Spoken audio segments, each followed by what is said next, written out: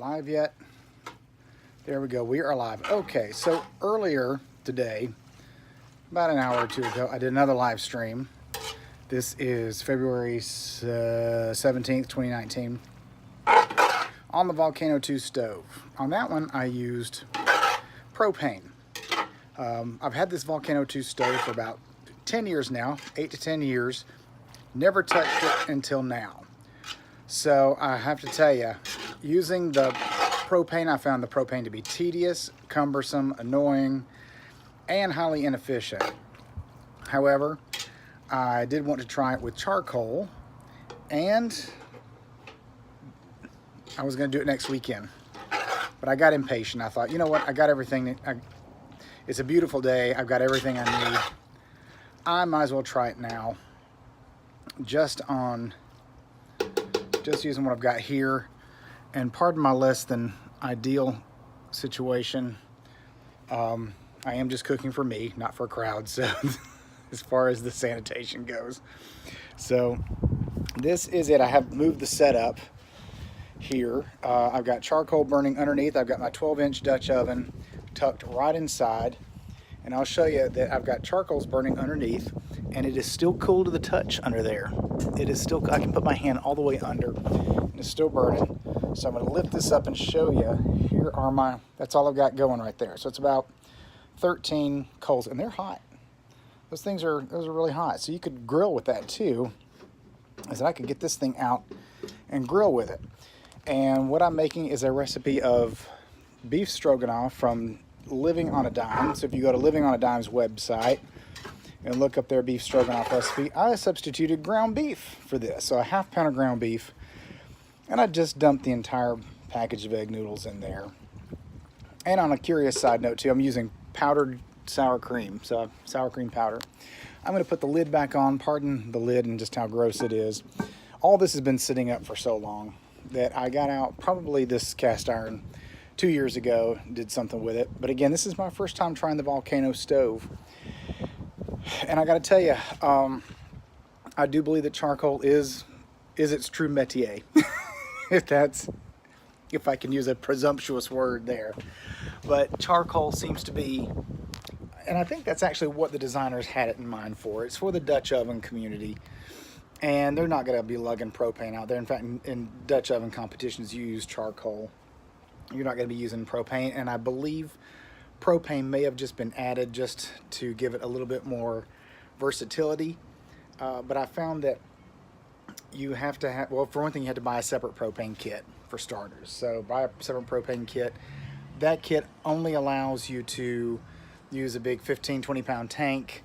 It does not allow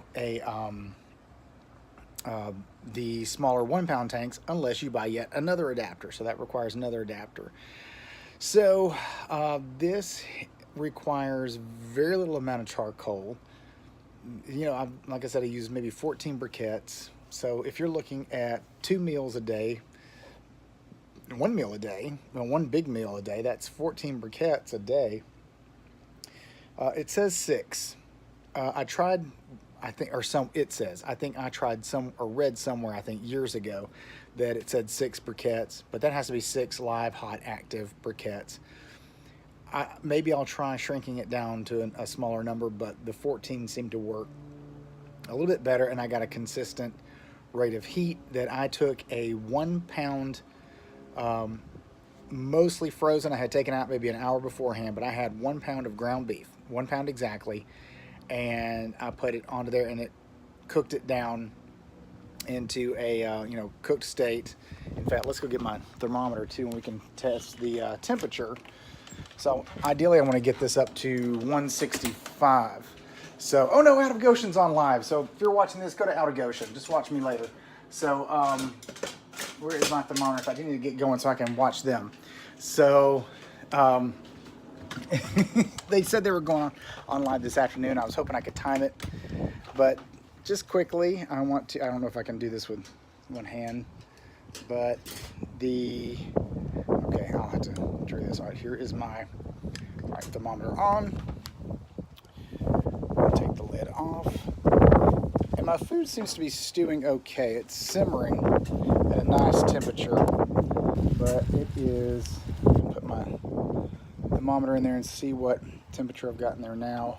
Hey, we're up to, look at there, boom, boom, boom. We are at a safe temperature. So we are at a good safe temperature, and it's not simmering, it's not going crazy, it's not you know, it's not cooking at such a rate that, you know, it's not a lot of sounds coming off of it, basically. Usually, I think I have come from a background where I had a grandmother that, bless her soul, everything, if it wasn't cooked on a high temperature, I mean, very quickly and intensely, it just wasn't cooking. I mean, she would kill everything. That just goes to show you that good temperatures don't have to result in a very dramatic skillet. A dramatic skillet. So I'm going to do this one more time. After I've stirred it around, and let's see. All right. We just dropped a little bit there. So I'll let it heat up just a little bit more. So that's saying 147. All right, I'm going to let this heat up just a little bit longer. But 165 is achievable in this. Very achievable. So after stirring that up, let me let that just stay on the heat for just a little bit longer. Give you one more look at those coals so you can see those in this setup. Oh, there are the coals, hot, good gray, white ashy. Let that simmer for just a little bit longer. And basically, I just wanted to give you a review on the Volcano 2 stove. I think they're on the Volcano 3 version by now. Not sure what the difference is on that, but that's just a quick little review just for you to see my little setup. And like I said, I touched underneath here. Like I said, cool to the touch. I can put my hand under there, no problem. No heat. No heat at all down there. So I am liking this now. Okay, I'm now a fan. Not a fan of the propane version, but definitely using charcoal. So anyway, just want to say thank you from Florida Singularity, and please like and subscribe, and I'll be seeing you soon. And let's go look at Out of Goshen. They're on live now. See you, bye.